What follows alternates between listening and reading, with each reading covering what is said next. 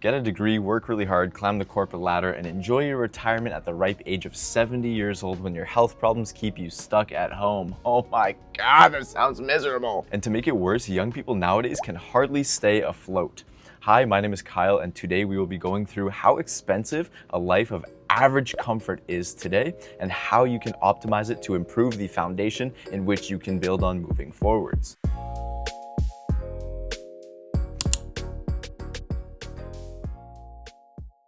Starting off, 100K is not 100K anymore. In the 2000s, when I was growing up, 100K was a lot of money. That was like the dream. Make your six figures, go travel, go vacation often. You still have enough to take care of your kids, your families, and go do extra fun things with everybody. 100K was like the dream. But now these days, 100K is like the bare minimum you need to live alone in a one-bedroom apartment in a city like Toronto. Unbelievable. But what is comfort? I said that earlier. What defines a comfortable living? A lot of people know the 50, 30, and 20 rule that says that 50% of your net pay, your take-home money, goes towards things that you need. This is like your rent, this is your groceries, this is transportation and car payments. The other 30%, you can either choose between the 30 and the 20 if you want to use one for your savings and the others for your fun stuff. For me, I'm a very frugal individual. My 30% would be going towards savings and the 20%, if that, would be going towards fun, whatever that means right now. And this method was created to allow you to have growth, comfort, and stability all at the same time. This is the typical approach to increase your wealth, increase your assets, start investing into the stock market, all while having an emergency fund as well and being able to enjoy your life as you do these things. And some of you, however, may like to change it into just two categories and have 70 to 80% be spending for everything combined, and then the opposite 20 to 30, whatever's left over, just for savings. And that way it just keeps it easy. Is this for savings purposes or is this everything else? That's up for you to decide. And so looking at it this way, we must determine what goes into that 50% stage, what goes into that fun stage, what goes into the savings. And for that, you're gonna have to figure it out on your own based on your needs and the lifestyle that you live. And for this split to work, we have to understand that rent can only be between 25 to 35% of our take-home monthly pay. Why? This is because 25 to 35% for rent still leaves you about 15 to 20% left over for your other necessary expenses, like your groceries, your car payments, your insurance, whatever. But these days, rent is getting so expensive that it's almost taking up 50 to 60% of most people's take-home pay, and that leaves no room for growth, no room for evolution, and you are restarting every single week back at square one.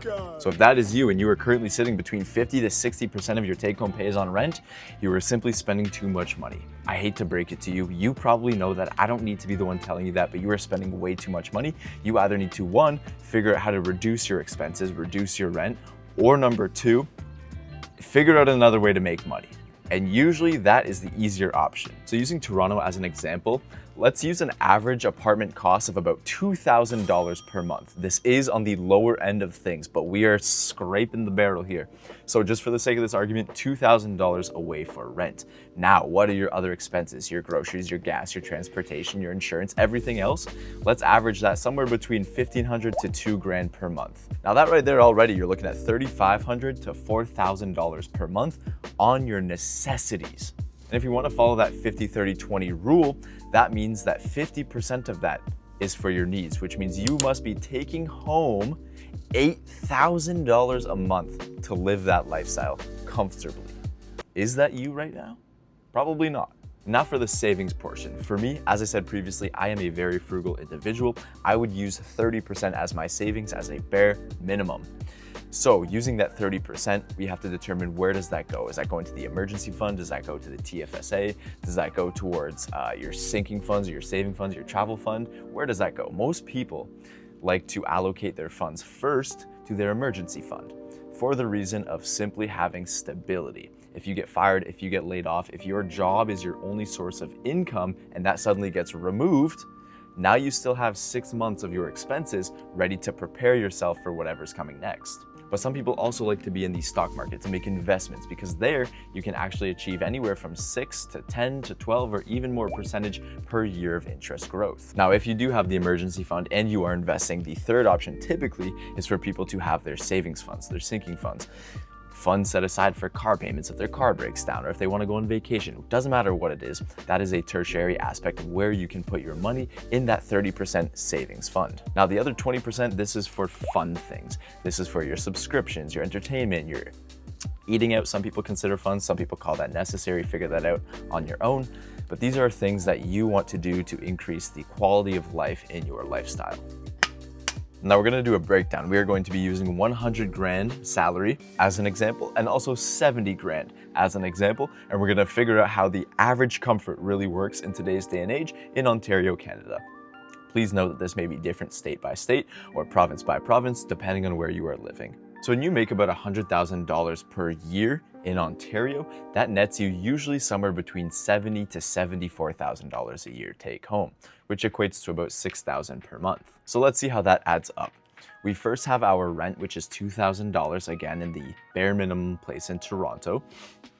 And that's for about a 500 square foot apartment, which is about 33% of your paycheck, which is okay. That's well within our range. But now if we consider the other $1,500 to $2,000 a month that we spend on other expenses, that is now taking up about 66% of the 50% that we have given allocation to. So that's a big X.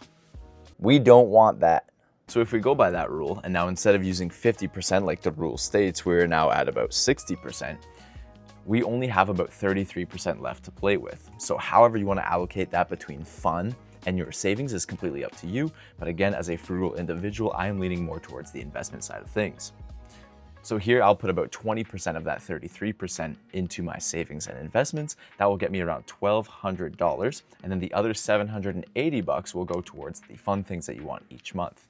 So while this is technically manageable, it's not super ideal. Again, the whole idea of this 50-30-20 or the 70-30 split that some people like to talk about is it gives you growth, it gives you comfort, and it still allows you to have fun. You are still making progress month over month and increasing your net worth. But if that's not bad enough, let's try 70K in the exact same example. So again, we're spending $2,000 a month on rent. Guess how much money you take home on a $70,000 salary? That equates to only about $4,200 per month take home pay. And you are spending about half of that on just rent alone. Unbelievable, isn't it? So it's not really realistic to live close to a big city like that on such a salary, even though that is still at 70K above the average Canadian salary in 2026, and you still can't afford to live alone in a big city where most of the jobs and work is. So because of that, not only will you have to live farther from work, but now you're also spending time and money and energy to commute to work.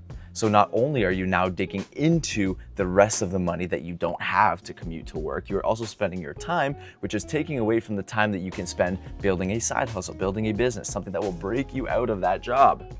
It's a trap. It's literally just a trap. Now let's assume you've moved a little bit farther away from the city and you found a rent that's about $1,500, and you still have another $1,500 to $2,000 worth of other expenses. So now that brings you closer to $3,000, $3,500 of your available $4,200. That's about 83% just on needs, which leaves you about 17% left over for both investments and savings and your fun. So we don't have to go through the rest of the math here for you to see the overall picture, but that is nowhere near tolerable. That will keep you living the exact same week over and over and over and over until something eventually changes. So what now?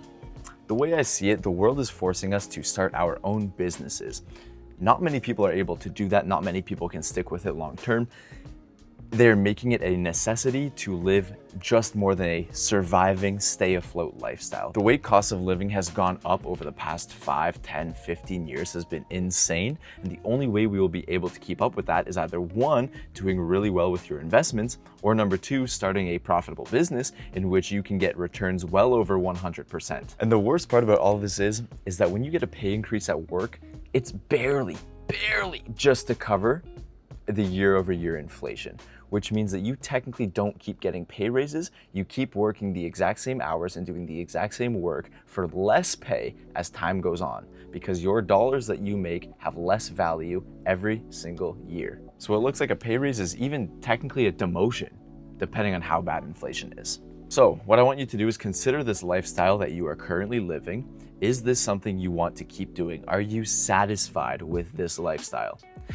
If the answer is yes, awesome. I'm happy for you. Keep doing what you're doing. And hopefully you are having enough growth to figure it out long term and have a stable and healthy and happy retirement life.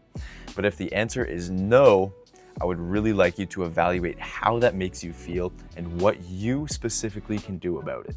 And if you know right now watching this video that you want to make a change and you don't know where to start, consider the three-way Venn diagram. I'll pop up a picture somewhere here, but the three-way Venn diagram shows what you are passionate about, what you have expertise in, and what the world needs. What problems does the world have that you can solve? Whether that be individual/consumer problems or business problems. Where all three of those align, take some time to figure that out, but where all those align, that's typically where your first set of ideas should start. So I hope this video has given insight into how ridiculous the average comfort lifestyle is, and that if you are stuck in a 9-to-5, how you are technically getting a demotion year over year, working harder for reduced buying power every single year. Thank you guys so much for watching this video. If you did get some value from this video, I would appreciate if you click the subscribe button here. And if you would like to check out another video related to money, check out this one here. That's it for me, guys. Enjoy the rest of your day and take care.